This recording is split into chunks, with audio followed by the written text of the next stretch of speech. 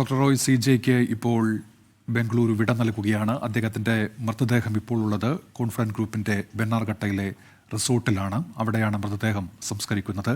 അല്പസമയം മുൻപാണ് ഇതുമായി ബന്ധപ്പെട്ട ചടങ്ങുകൾ പൂർത്തിയാക്കി മൃതദേഹം അവിടെ എത്തിച്ചത്. ഇപ്പോഴും ഈ റിസോർട്ടിലേക്ക് ആളുകൾ എത്തുന്നുണ്ട്. അദ്ദേഹത്തെ ഒരു നോക്ക് കാണുന്നതിന് വേണ്ടി അവിടേക്ക് ആളുകൾ എത്തുന്നുണ്ട്. രാവിലെ മുതൽ തന്നെ അദ്ദേഹത്തിനെ ഒരു നോക്ക് കാണുന്നതിന് വേണ്ടി അവിടേക്ക് ആളുകൾ എത്തുന്നുണ്ടായിരുന്നു. പ്രമുഖർ അവിടേക്ക് എത്തി അദ്ദേഹത്തിന് അന്തിമോപചാരം അർപ്പിച്ച് രാവിലെ തന്നെ മടങ്ങിയിരുന്നു. അതിനുശേഷമായിരുന്നു അദ്ദേഹത്തിൻ്റെ മൃതദേഹം പള്ളിയിലേക്ക് എത്തിച്ച് അവിടെ സംസ്കാര ചടങ്ങുകൾ നടത്തിയത്. അതിനുശേഷമാണ് ഇപ്പോൾ ബെന്നാർഘട്ടയിലെ റിസോർട്ടിലേക്ക് എത്തിച്ചിട്ടുള്ളത്. ശ്രീനാഥ് ചന്ദ്രനും ഒപ്പം മനീഷ് മൂർത്തിയുമാണ് വിവരങ്ങളുമായി ചേരുന്നത്. ശ്രീനാഥിലേക്ക്.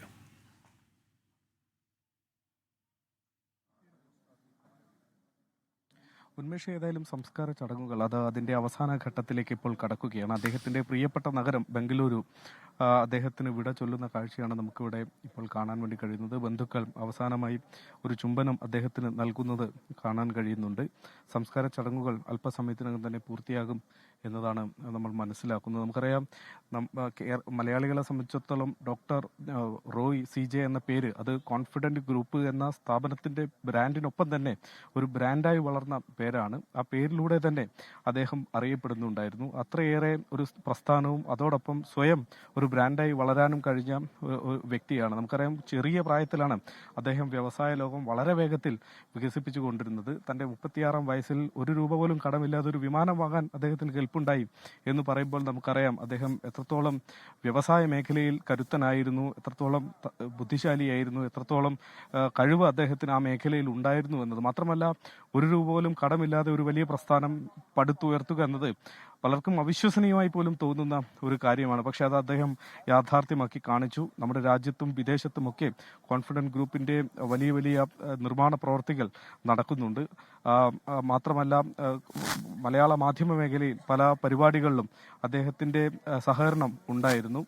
നമുക്കറിയാം, ഐഡിയ സ്റ്റാർ സിംഗർ പോലെയുള്ള പരിപാടികളിലൊക്കെ തന്നെ കോൺഫിഡൻറ്റ് ഗ്രൂപ്പ് എന്ന സ്ഥാപനത്തിൻ്റെ പേര് കൂടി എപ്പോഴും ചേർത്ത് വെച്ച് ആളുകൾ ചർച്ച ചെയ്യുന്നതാണ്. അങ്ങനെ ഒരു ബ്രാൻഡായി വളർന്ന ഒരു വ്യക്തി അദ്ദേഹം അപ്രതീക്ഷിതമായി ഏവരെയും ഞെട്ടിച്ചുകൊണ്ട് ജീവിതത്തെ അത്രമേൽ ആത്മവിശ്വാസത്തോടെ സമീപിച്ചിരുന്ന ഒരു മനുഷ്യൻ എങ്ങനെ ഇങ്ങനെ ചെയ്യും എന്ന് ഏവരെയും ചോദിപ്പിച്ച ഒരു സംഭവമായിരുന്നു അദ്ദേഹത്തിൻ്റെ മരണം. അദ്ദേഹം സ്വയം വെടിവെച്ചു എന്ന് കേട്ടപ്പോൾ പലർക്കും അത് അവിശ്വസനീയമായി തോന്നി. കാരണം അദ്ദേഹത്തെ അറിയാവുന്ന ആളുകൾക്കറിയാം അദ്ദേഹത്തിന് എന്തെങ്കിലും തരത്തിലുള്ള ഒരു പ്രതിസന്ധി ജീവിതത്തിൽ ഉള്ളതായി ആർക്കും അറിയില്ല. പ്രതിസന്ധികളെയൊക്കെ അനായാസം മറികടക്കാനുള്ള അദ്ദേഹത്തിന്റെ കെൽപ്പ് തന്നെയാണ് അതിൽ വളരെ പ്രധാനപ്പെട്ടത്. മാത്രമല്ല, അദ്ദേഹത്തിന്റെ ഏറ്റവും ഒടുവിലെ അഭിമുഖങ്ങളിൽ പോലും അദ്ദേഹം പറഞ്ഞുകൊണ്ടിരുന്നത് ജീവിതത്തിൽ ഇനി എന്തെങ്കിലും ഒന്ന് നേടാൻ തനിക്ക് ബാക്കിയുണ്ടോ എന്ന് ചോദിച്ചാൽ അതില്ല എന്ന് തനിക്ക് ഉറപ്പിച്ച് പറയാൻ കഴിയും. അത്രമേൽ സക്സസ്ഫുള്ളായ ഒരു കരിയർ അദ്ദേഹത്തിന് ഉണ്ടായിരുന്നു. അങ്ങനെയുള്ള ഒരാൾ എന്തിന് ഒരു ആത്മഹത്യ പോലെ ഒരു കടുങ്കൈ ചെയ്തു എന്നുള്ള ചോദ്യം അവിടെയുണ്ട്. അത് ആത്മഹത്യയാണ് എന്നുള്ള സ്ഥിരീകരണം പോസ്റ്റ്മോർട്ടം കഴിഞ്ഞു. അതിനുശേഷം വലത് കൈകൊണ്ട് വെടിവെച്ചതായുള്ള സൂചനകൾ പോസ്റ്റ്മോർട്ടത്തിൽ നിന്ന് തന്നെ ലഭിച്ചു. പിന്നീട് CCTV ദൃശ്യങ്ങളടക്കം പോലീസ് പരിശോധിച്ചതിൽ മറ്റെന്തെങ്കിലും ഒരു ദുരൂഹത ആ മരണവുമായി ബന്ധപ്പെട്ട് മരണം എങ്ങനെ സംഭവിച്ചു എന്നതിനെക്കുറിച്ചുള്ള കാര്യത്തിൽ ഇല്ല. പക്ഷെ അതേസമയം അതിന് സമ്മർദ്ദമായി മാറിയ കാര്യം എന്ത് എന്നത് ഇപ്പോഴും അവ്യക്തമാണ്.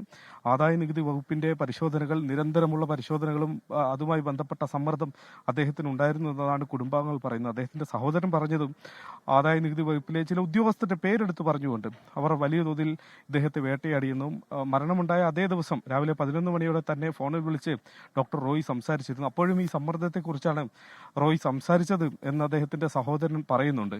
അതേസമയം ആദായ നികുതി വകുപ്പ് ആവട്ടെ അങ്ങനെ ഒരു സമ്മർദ്ദം ഞങ്ങളുടെ ഭാഗത്തു നിന്ന് ഉണ്ടായിട്ടില്ല എന്ന് ആവർത്തിക്കുകയും ചെയ്യുന്നു. അതേതായാലും പോലീസ് അന്വേഷണം നടക്കുന്നുണ്ട്. ഒരു SIT, ഒരു പ്രത്യേക അന്വേഷണ സംഘത്തെ തന്നെ DIG റാങ്കിലുള്ള ഉദ്യോഗസ്ഥനെ മേൽനോട്ട ചുമതലയിൽ നിയോഗിച്ചുകൊണ്ട് ഒരു SIT ആണ് ഇപ്പോൾ ഈ കേസ് അന്വേഷിച്ചുകൊണ്ടിരിക്കുന്നത്. ശാസ്ത്രീയമായ അന്വേഷണത്തിലൂടെ അതിൻ്റെ സത്യാവസ്ഥ പുറത്തു വരുന്നു നമുക്ക് പ്രതീക്ഷിക്കാം. ഒപ്പം ആദായ നികുതി വകുപ്പിന്റെ സമ്മർദ്ദം എന്നതിനേക്കാൾ ഉപരി മറ്റെന്തെങ്കിലും ഉണ്ടോ എന്നുള്ള കാര്യം പോലീസ് അന്വേഷിക്കുന്നുണ്ട്. ഏതെങ്കിലും ഒരു ആംഗിളിൽ ഒതുങ്ങി നിന്നുള്ള അന്വേഷണമല്ല ഇപ്പോൾ നടക്കുന്നത് എന്നതാണ് നമ്മൾ മനസ്സിലാക്കുന്നത്. ഏതായാലും ഈ അന്വേഷണത്തിൽ മികവ് തെളിയിച്ച പ്രധാനപ്പെട്ട ഉദ്യോഗസ്ഥരെ തന്നെ ഉൾപ്പെടുത്തിയാണ് ഒരു പ്രത്യേക അന്വേഷണ സംഘത്തെ സംസ്ഥാന സർക്കാർ നിയോഗിച്ചത്. ഒപ്പം കോൺഫിഡന്റ് ഗ്രൂപ്പിന് ഈ മരണവുമായി ബന്ധപ്പെട്ട് എന്താണ് പറയാനുള്ളത് എന്നത് നമ്മൾ ഏവരും കേൾക്കാൻ ആഗ്രഹിക്കുന്നുണ്ട്. അവർക്ക് ഔദ്യോഗികമായി എന്തു പറയാനുണ്ട് എന്നത് നമുക്കറിയണം. കാരണം ആ വ്യവസായ സ്ഥാപനവുമായി ബന്ധപ്പെട്ടാണ് ഈ അന്വേഷണമൊക്കെ തന്നെ നടന്നത്. അതിൽ വ്യവസായ സ്ഥാപനം എന്നുള്ള നിലയ്ക്ക് എന്തുണ്ട് പറയാൻ എന്നത് അറിയേണ്ടിയിരിക്കുന്നു. മറ്റന്നാൾ ഒരു വാർത്താ സമ്മേളനം കൊച്ചിയിൽ അവർ വിളിച്ചിട്ടുണ്ട്. മറ്റന്നാൾ വൈകിട്ട് 4 മണിയോടെയാണ് വാർത്താ സമ്മേളനം. ഒരുപക്ഷെ ആ വാർത്താ സമ്മേളനത്തിൽ ഇതുമായി ബന്ധപ്പെട്ട കമ്പനിക്ക് പറയാനുള്ള കാര്യങ്ങളിൽ കുറച്ച് വ്യക്തത നമുക്ക് ലഭിക്കും എന്നതാണ് നമ്മൾ പ്രതീക്ഷിക്കുന്നത്. അങ്ങനെ കമ്പനിയുടെ ഭാഗത്തു നിന്നുള്ള ഔദ്യോഗികമായ പ്രതികരണം നമ്മൾ പ്രതീക്ഷിക്കുന്നു. ഇതുമായി ബന്ധപ്പെട്ട പരാതികൾ കമ്പനിയുടെ ഭാഗത്തുനിന്ന് ഉണ്ടാകും എന്നതും നമ്മൾ അറിയുന്നു. ഏതായാലും പ്രാഥമികമായി 5 പേജുള്ള പരാതിയാണ് ഈ മരണമുണ്ടായ ദിവസം നൽകിയത്. ആ പരാതിയുടെ പകർപ്പ് നമുക്ക് കിട്ടിയതാണ്.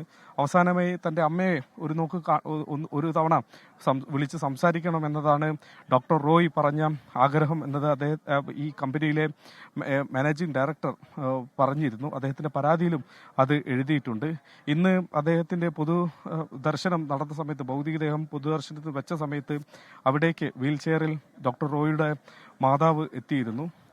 അവർ ആ മകനെ ഓർത്ത് കരയുന്ന ആ കാഴ്ച, മകനെ പേരെടുത്ത് വിളിച്ചുകൊണ്ടുള്ള അവരുടെ ആ ദുഃഖം, അത് അവിടെ കൂടി നിന്ന് ഏവരുടെയും നെഞ്ചുലയ്ക്കുന്നതായിരുന്നു. ഡോക്ടർ റോയിയുമായി അടുത്ത ബന്ധുക്കൾ, അദ്ദേഹത്തോട് ഇടപഴകിയ അദ്ദേഹത്തിന്റെ സഹോദരൻ, ഒപ്പം തന്നെ അദ്ദേഹത്തിന്റെ സഹപ്രവർത്തകർ ഒക്കെ തന്നെ വലിയ ദുഃഖത്തിലൂടെയാണ് ഇന്ന് പകൽ മുഴുവനും നമുക്ക് കാണാൻ വേണ്ടി കഴിഞ്ഞത്. അങ്ങനെ അദ്ദേഹത്തെ സ്നേഹിക്കുന്ന ആളുകളുടെയൊക്കെ തന്നെ ഒരു ദുഃഖം ഇന്ന് ഈ അദ്ദേഹത്തിന് പ്രിയപ്പെട്ട ഈ റിസോർട്ടിൽ അലയടിക്കുന്നുണ്ടായിരുന്നു. വലിയൊരു പ്രതിസന്ധിയിലാണ് കമ്പനിയെ സംബന്ധിച്ചിടത്തോളം. അതിന്റെ നെടുന്തൂണായ വ്യക്തി, കമ്പനിയുടെ ജനനം മുതൽ അതിന്റെ സ്ഥാപകനാണ്. അതിന്റെ വളർച്ചയുടെ പടികൾ ഓരോന്നായി കയറിയതൊക്കെ ഡോക്ടർ റോയിയുടെ കൈപിടിച്ചാണ്. അങ്ങനെ ഒരാൾ മരിക്കുമ്പോൾ അതുണ്ടാക്കാവുന്ന ആഘാതമൊക്കെ തന്നെ, ആശങ്കകളൊക്കെ തന്നെ കമ്പനിക്ക് മുകളിലും ഉണ്ടാവുമായിരിക്കും. പക്ഷേ എന്നാൽ പോലും ഇതിൽ സത്യാവസ്ഥ എന്താണ് എന്നതാണ് നമുക്ക് എല്ലാവർക്കും വേഗത്തിൽ അറിയേണ്ടത്. എല്ലാവരും അതിനുവേണ്ടിയാണ് കാത്തിരിക്കുന്നത്. കാരണം അപ്രതീക്ഷിതമാണ് ഇങ്ങനെ ഒരു സാഹചര്യം. ആരും പ്രതീക്ഷയില്ല. ഡോക്ടർ റോയിയുടെ മരണം പറഞ്ഞ ഒരു മലയാളിയും ഇത് ഉൾക്കൊള്ളാൻ എളുപ്പം, ഒരു മലയാളിക്കും അത് ഉൾക്കൊള്ളാൻ കഴിഞ്ഞിട്ടുണ്ടാവില്ല. അത്രമേൽ വലിയ ഞെട്ടലായിരുന്നു ഈ മരണം ഉണ്ടാക്കിയത് എന്ന കാര്യത്തിൽ യാതൊരു സംശയവുമില്ല. പലപ്പോഴും ഒരു സക്സസ്ഫുൾ ആയ മനുഷ്യൻ എങ്ങനെയായിരിക്കും എന്ന ചോദ്യത്തിന് ഉദാഹരണമായി നമുക്ക് എളുപ്പം ചൂണ്ടിക്കാണിക്കാൻ കഴിയുന്ന പേരായിരുന്നു ഡോക്ടർ റോയിയുടേത്. വലിയ വ്യവസായ സാമ്രാജ്യം, ജീവിതത്തിലെ ആഗ്രഹങ്ങളെല്ലാം തന്നെ സാക്ഷാത്കരിക്കുന്ന അദ്ദേഹത്തിന്റെ ഒരു ജീവിതം, ഒപ്പം തന്നെ ജീവകാരുണ്യ പ്രവർത്തനങ്ങളിൽ അദ്ദേഹം എത്രത്തോളം തൽപരനായിരുന്നു എന്നതടക്കം. അദ്ദേഹത്തിന്റെ ഇൻസ്റ്റാഗ്രാം പേജ് 13 ലക്ഷത്തിലധികം പേർ സബ്സ്ക്രൈബ് ചെയ്തിട്ടുള്ള, ലൈക്ക് ചെയ്തിട്ടുള്ള പേജ് അദ്ദേഹത്തിനുണ്ട്. സജീവമായ സമൂഹ മാധ്യമങ്ങളിൽ സജീവമായി അദ്ദേഹം ഇടപെട്ടിരുന്നു. അതിലെ ഏറ്റവും ഒടുവിലെ പോസ്റ്റുകൾ നമ്മൾ പരിശോധിക്കുമ്പോൾ അത് വിദ്യാർത്ഥികൾക്ക് സ്കോളർഷിപ്പ് നൽകുന്നതുമായി ബന്ധപ്പെട്ട പ്രഖ്യാപനങ്ങളും നടപ്പാക്കിയതുമായി ബന്ധപ്പെട്ട വിവരങ്ങളും ഒക്കെയാണ്. അങ്ങനെ ജീവകാരുണ്യ പ്രവർത്തനങ്ങളിലും അദ്ദേഹം തൽപരനായിരുന്നു എന്നതാണ് ഒരു വ്യവസായി എന്നുള്ള നിലയ്ക്ക് അദ്ദേഹത്തെ കുറച്ചുകൂടി അദ്ദേഹത്തിന്റെ മഹത്വം വർദ്ധിപ്പിക്കുന്ന ഒരു ഘടകം. മാത്രമല്ല, റിയൽ എസ്റ്റേറ്റ് മേഖല അതത്ര എളുപ്പത്തിൽ ആർക്കും കടന്നു വന്ന് എളുപ്പത്തിൽ വലിയ വിജയം നേടാൻ കഴിയുന്ന ഒരു മേഖലയല്ല. അങ്ങനെ ഒരു മേഖലയിൽ അദ്ദേഹം കടന്നു വന്ന സമയം, അന്ന് അദ്ദേഹത്തിന് നേരിടേണ്ടി വന്ന പ്രതിസന്ധികൾ, അതിനെയൊക്കെ മറികടന്ന് പലതരത്തിലുള്ള വെല്ലുവിളികളും. മനേഷ് മൂർത്തുകൂടി ഇപ്പോൾ ചേരുന്നുണ്ട്. സംസ്കാരവും നടക്കുന്നത് ഇപ്പോൾ അദ്ദേഹത്തിൻ്റെ റിസോർട്ടിലാണ്, ബെന്നാർഘട്ടയിലാണ്. അല്പസമയം മുൻപാണ് മൃതദേഹം അവിടെ എത്തിച്ചത്. അദ്ദേഹത്തിൻ്റെ മരണവുമായി ബന്ധപ്പെട്ട അന്വേഷണം ഒരു ഭാഗത്ത് നടക്കുന്നുണ്ട്.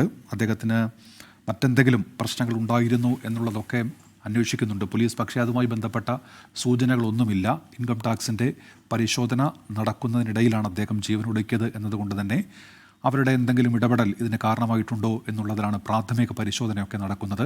പക്ഷേ അത്തരത്തിൽ യാതൊരു സമ്മർദ്ദവും അദ്ദേഹത്തിന് മേൽ ചെലുത്തിയിട്ടില്ല എന്നാണ് ഇൻകം ടാക്സ് ഉദ്യോഗസ്ഥർ വിശദീകരിക്കുന്നത്. പോലീസ് അവിടെയുള്ള CCTV ദൃശ്യങ്ങളൊക്കെ പരിശോധിച്ചിരുന്നു. അപ്പോൾ ഇൻകം ടാക്സ് ഉദ്യോഗസ്ഥർ പറയുന്നതിനോട് പോലീസും ഇപ്പോൾ യോജിക്കുന്നുണ്ട്. മറ്റെന്തെങ്കിലും അസ്വാഭാവികമായിട്ടുണ്ടോ എന്നുള്ളത് പോലീസ് ഇതിനോടൊപ്പം തന്നെ പരിശോധിച്ച് വരുന്നുണ്ട്. ഈ സാമ്പത്തിക ഇടപാടുകൾ സംബന്ധിച്ചുള്ള കേന്ദ്ര തലത്തിലുള്ള അന്വേഷണങ്ങളൊക്കെ നേരത്തെ തൊട്ട് നടന്നിരുന്നതാണെന്നുള്ള റിപ്പോർട്ടുകളൊക്കെ ഇതിനിടയിൽ പുറത്തു വരുന്നുണ്ട്. 2019 മുതലുള്ള ഇടപെടലുകൾ പല ഇത്തരത്തിൽ വ്യവസായ വമ്പന്മാരുടേതുമായി ബന്ധപ്പെട്ട് നടന്നിരുന്നു. അതിൽ ഒരാൾ ഡോക്ടർ റോയ് CJ ആയിരുന്നു. 2019 ശേഷമുള്ള ഇത്തരത്തിലുള്ള സാമ്പത്തിക ഇടപാടുകളൊക്കെ പല ഘട്ടങ്ങളിലായി കർശന നിരീക്ഷണത്തിന് വിധേയമായി എന്നുള്ള തരത്തിലൊക്കെ റിപ്പോർട്ടുകൾ വന്നതാണ്. അതിന് തൊട്ടു പിന്നാലെ ഇത്തരം വ്യവസായ ഗ്രൂപ്പുകളുമായി ബന്ധപ്പെട്ട് സാമ്പത്തിക ഇടപാടുകൾ സംബന്ധിച്ച പരിശോധനകളൊക്കെ നടന്നു വരുന്നുണ്ടായിരുന്നു. അതിൽ ഡോക്ടർ റോയ് CJയുടെ ഈ സ്ഥാപനവുമായി ബന്ധപ്പെട്ട പരിശോധനയുണ്ട്. പക്ഷേ അതിലേതെങ്കിലും തരത്തിലൊരു അസ്വാഭാവികത ശ്രദ്ധയിൽപ്പെട്ടതായി ഇതുവരെ റിപ്പോർട്ടുകളൊന്നുമില്ല. അതിനിടയിലാണ് ഇപ്പോൾ ഇത് നിയമയുദ്ധത്തിന് ശേഷം വീണ്ടും ഈ ഇൻകം ടാക്സ് ഉദ്യോഗസ്ഥർ അദ്ദേഹത്തിൻ്റെ ഓഫീസിലെത്തുകയും പരിശോധന ആരംഭിക്കുകയും ചെയ്തത്. അതിനിടയിലാണ് അദ്ദേഹം ഓഫീസിലേക്ക് എത്തുന്നതും തൊട്ടു പിന്നാലെ അദ്ദേഹം തൻ്റെ റൂമിലേക്ക് പോകുന്നതും പിന്നീട് അദ്ദേഹത്തെ വെടിവെച്ച് മരിച്ച നിലയിൽ കണ്ടതുമൊക്കെ. അപ്പോൾ എന്ത് കാരണമാണ് ഇതിന് പിന്നിലുള്ളത് എന്നതാണ് ഇപ്പോൾ അന്വേഷിച്ചുകൊണ്ടിരിക്കുന്നത്. അതുമായി ബന്ധപ്പെട്ട് മറ്റെന്തെങ്കിലും വിവരങ്ങളുണ്ടോ, എന്തെങ്കിലും ദുരൂഹതകളുണ്ടോ എന്നുള്ളതൊക്കെ അറിയേണ്ടതുണ്ട്. നിലവിൽ പുറത്തു വരുന്ന വിവരങ്ങളനുസരിച്ച് അത്തരത്തിലുള്ള സൂചനകളൊന്നും ഇപ്പോൾ ലഭ്യമല്ല. പോലീസിൻ്റെ അന്വേഷണം പൂർത്തിയായി കഴിഞ്ഞാൽ അതുമായി ബന്ധപ്പെട്ട വ്യക്തമായ വിവരങ്ങൾ പുറത്തേക്ക് വരും. ലോകത്തെവിടെയായാലും ഏത് സമയത്തും 24 വാർത്തകളും ഓഗ്മെന്റഡ് റിയാലിറ്റി പാക്കേജുകളും എക്സ്പ്ലെയിനറുകളും വിശദമായി കാണാൻ ഞങ്ങളുടെ യൂട്യൂബ് ചാനൽ നിങ്ങൾക്ക് സബ്സ്ക്രൈബ് ചെയ്യാം.